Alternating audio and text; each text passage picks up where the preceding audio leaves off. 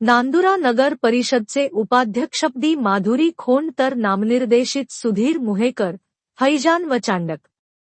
नांदुरा प्रतिनिधी।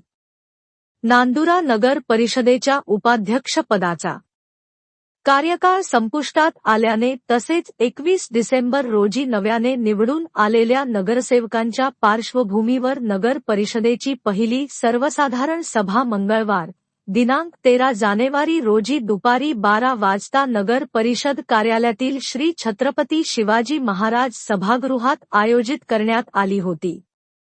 नगर परिषदेच्या अध्यक्षा सौ.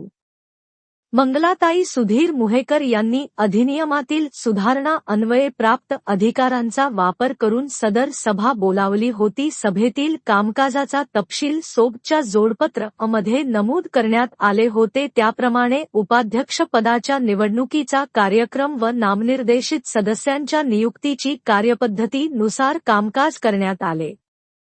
नांदुरा नगर परिषदेच्या उपाध्यक्षपदी सौ माधुरी ताई प्रमोद खोंड तर स्वीकृत सदस्य म्हणून सुधीर मुहेकर, मोहम्मद इरफान अब्दुल रजा कच्ची यांचा मुलगा फैजान आणि महेश चांडक यांची वर्णी लागली आहे।